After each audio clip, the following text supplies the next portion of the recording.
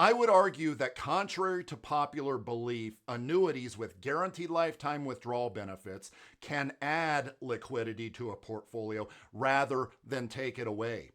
What the heck do I mean by that? That seems so counterintuitive, Charlie. It seems counterintuitive because these annuities oftentimes are 10 years in surrender periods, plus the GLWB component. That's supposed to be kind of a lifetime commitment from the client.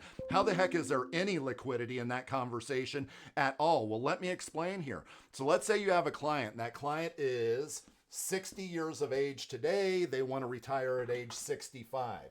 If you've done good retirement income planning with that client might know that they have a nut to crack at age 65. They need a certain amount of income above and beyond maybe what they're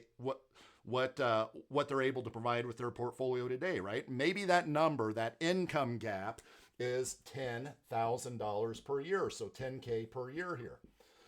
So after doing the analysis, whether it's you helping the client with that analysis or the client coming up with it on their own, it is not unreasonable to assume that in order to get $10,000 per year in income, based off the old 4% rule of thumb, for instance, their stock and bond portfolio today may need to be around $200,000. Or said another way, it might take upwards of $200,000 today to generate, say, $10,000 cash flow at age 65, right? How did I come up with that number? Well, maybe, possibly, potentially, a lot of maybes here, which speaks to my point that I'm about to make. Maybe their $200,000 grows to $250,000, right? Over the next 5 years in their stock and bond portfolio. Then at that point in time, when they follow the 4% rule of thumb, $250,000 times 4%, their first year in retirement, that's going to hit their income goal of $10,000 in that year of retirement.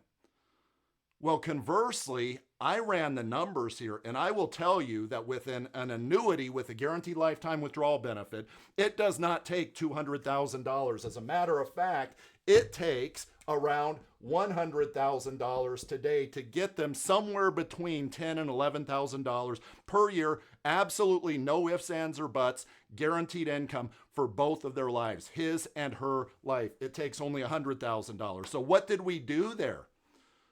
I would argue that other $100,000 that we're not using here, that's kind of additional liquidity. Well, what do I do with that, Charlie? Whatever the hell you want. Invest it. And no, I wouldn't say that. But maybe they have the opportunity with that other $100,000 to be a little more aggressive, for instance, because they have this nut covered, so to speak. They're going to get their $10,000 per year. That was that income gap. In this case, I would argue that we created additional liquidity to the tune of the $100,000 that would have been required in addition to this $100,000 if they otherwise stuck with stocks and bonds.